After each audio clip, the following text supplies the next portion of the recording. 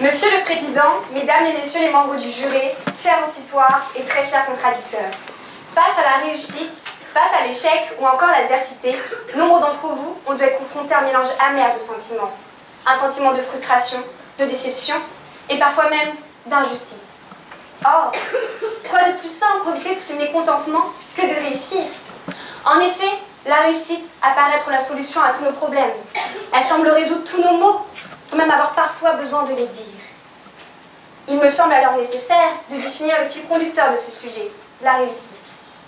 Elle s'apparente à un succès, un résultat dont l'issue était souhaitée et espérée.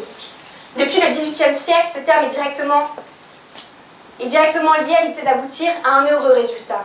Il est alors emprunté à l'italien riuscita, qui célèbre la bonne issue.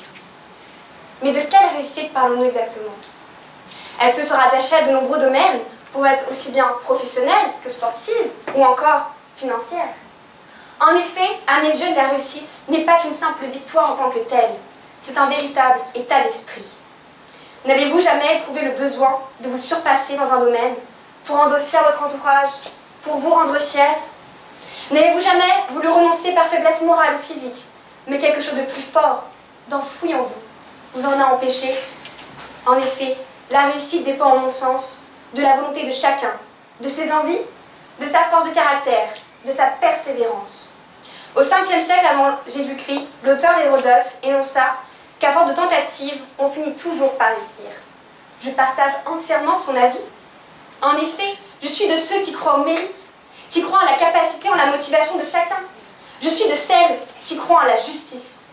L'adverbe uniquement se rattache à une idée d'exclusivité, à l'idée qu'une victoire est le fruit de son propre combat. Un étudiant sérieux, travaillant de manière régulière, se verra ouvrir les portes du monde professionnel qu'il souhaite. Dans la vie, il faut se donner les moyens de réussir. Pour ce faire, on peut connaître le doute, la peur, l'échec. Or, ne dit-on pas que l'échec mène à la réussite? Comme le clamait Marcel Proust, il n'y a pas de réussite facile, ni d'échec définitif. À mes yeux, l'échec est l'une des plus belles victoires qui soit. Elle permet de nous faire mûrir, de comprendre nos erreurs et de nous faire progresser. On s'en rend rarement compte avec le temps. Mais avec un peu de temps, on comprend, on apprend. On apprend que ce n'est pas un échec minime qui va avoir des répercussions sur notre vie future. Bien au contraire, l'échec est bien souvent un pont qui mène au succès. Alors certes, le chemin peut être semé d'embûches. Néanmoins, si l'on s'obstine d'obtenir ce que l'on souhaite, que l'on ne baisse pas les bras, la réussite nous tendra les siens. Après tout, comme l'affirmait Charlie Chaplin, l'obstination est le chemin de la réussite. En effet, selon moi, la réussite réside en nous. Elle fait corps avec nous. Prenons le domaine sportif par exemple. Une compétition importante, une foule haletante, une ambiance stressante. On est seul face à l'ennemi. Seul. Et c'est seulement ainsi que l'on peut parvenir à le vaincre. C'est seul que je l'affronte. Je ne le fais pas par le biais d'une quelconque aide. C'est seulement ma performance physique qui rentre en compte. Ma volonté, mon mental d'acier. Cette victoire, je ne la dois qu'à moi. C'est moi qui ai mené le combat, qui me suis battue. Rien n'est atteignable sans motivation. Or, d'où nous vient cette motivation? Elle est forgée par notre mentalité, notre état d'esprit. Elle se construit au fur et à mesure et prend appui sur les expériences que nous avons vécues. Les connaissances de la vie peuvent donc elles aussi nous tirer vers le haut. Et quoi de mieux pour vous l'expliquer que de vous en donner un exemple concret?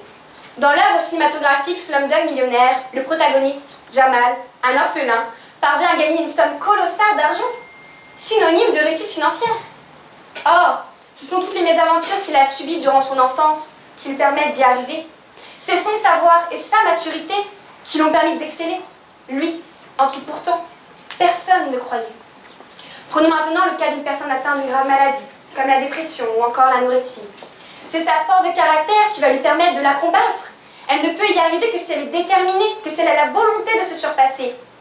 Je vois déjà venir les contradicteurs me blâmer. Et oui, les médicaments, les psychologues, les médecins, vous en faites quoi? Je répondrai simplement à cela. Qui prend les médicaments? C'est bien nous.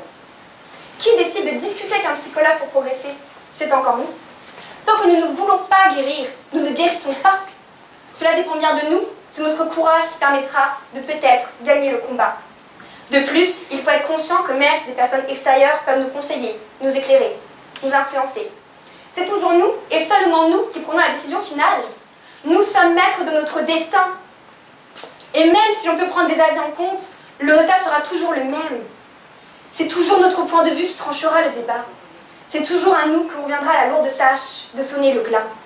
Et puis concrètement, lors d'un examen important, lorsque l'on passe le concours de sa vie, on reste seul devant sa copie.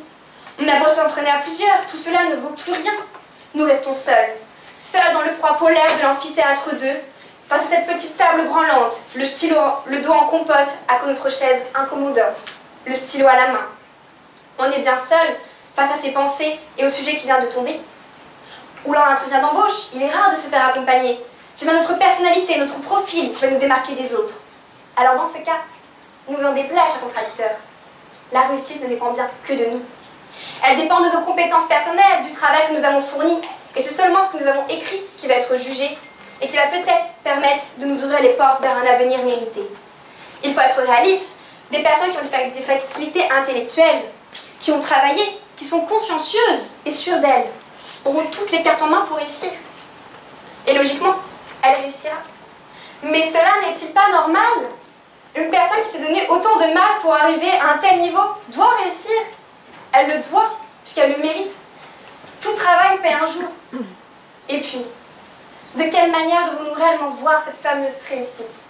Pour certains, elle réside simplement dans le fait d'acquérir une bonne place dans la société, d'obtenir un salaire confortable à la fin du mois, d'être invité à toutes les soirées.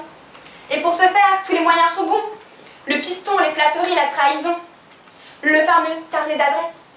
Ce carnet qui fait dire aux autres que vous ne valez rien, qui vous emmène à un emploi que vous ne méritez pas.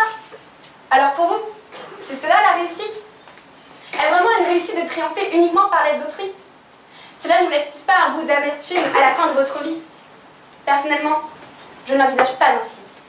La réussite n'est pas qu'une question d'apparence et ne réside pas uniquement dans le fait d'être au haut de la pyramide sociale. Non. La réussite, ce n'est pas ça. Ça, c'est une forme de naïveté, de vénalité, de médiocrité. Vous êtes juste aveuglé par le désir d'être reconnu, alors qu'au fond, vous ne valez pas grand-chose. La réussite, c'est plutôt de pouvoir être fier de soi et du chemin que l'on a accompli. C'est pouvoir se réveiller chaque matin, enjoué de se lever, et se dire que notre vie ne pourrait être meilleure. C'est pouvoir rendre fiers nos proches, et non de les décevoir. C'est faire en sorte que les autres croient en vous, comme vous aimeriez que l'on croit en vous. Elle peut être présente dans des instants du quotidien, des instants que nous ne soupçonnons point. Le fait de faire sourire une personne à laquelle on tient, rendre un service pour faire naître en nous un sentiment serein, ou encore pour un étudiant discret et timide de prendre la parole en classe. Ce ne sont pas des grandes réussites, des grandes victoires, de grandes batailles, mais elles restent néanmoins de beaux combats. Et c'est parfois ce genre de petites réussites sur soi-même qui nous apportent le plus. Et ces formes de victoire-là, on ne les doit qu'à soi. En effet, réussir, c'est partir de rien, évoluer et percer. Comme illustre si bien le magnifique Gatsby qui, initialement démuni, s'est construit un véritable empire social. Enfin, le pronom soi-même. Il est utilisé pour parler d'une unique et même personne, excluant ainsi toutes les autres. En effet, dans la vie, je marche seule. Ce n'est pas moi qui le dis, c'est Jean-Jacques. Mais pas de panique, je maintiendrai là. Néanmoins, s'il y a bien un conseil que je peux vous donner dans la vie, c'est qu'on n'est jamais mieux servi que par soi-même. En effet, les individus passent leur temps à se comparer aux autres, à se jalouser, à se critiquer. Et ces fameuses amies n'hésiteraient même pas à vous faire sombrer si cela pouvait leur apporter un quelconque profit. En effet, dans la vie, méfiez-vous des apparences. Et je ne parle pas uniquement pour Secret Story. On est seul et on meurt seul. C'est ça la vie. Vous ne pouvez pas donc constamment vous reposer sur l'aide d'autrui. C'est votre personnalité qui vous fera exceller. Nous pouvons dire de même d'une coquette amoureuse. C'est bien vos qualités premières qui vont rentrer en compte. Votre charme, votre humour, votre originalité. Une personne tombe amoureuse de vous pour ce que vous êtes. Elle vous aime pour tous ces petits détails qui vous rendent différents des autres. Elle vous aime vous, uniquement vous. Enfin du moins, je l'espère. Et vous êtes l'heureux destinataire de votre réussite amoureuse. Prenons maintenant un tout autre exemple. Certaines personnes possèdent un don unique. Une chanteuse, par exemple, peut vous ensorceler par le biais de son timbre de voix. Un danseur peut vous émouvoir grâce à son élégance. Un acteur peut vous transporter avec sa prestance. Ces talents leur appartiennent, ils sont ancrés en eux et leur permettent de percer dans le milieu artistique. Ils leur ouvrent la voie d'une certaine carrière professionnelle et les font réussir.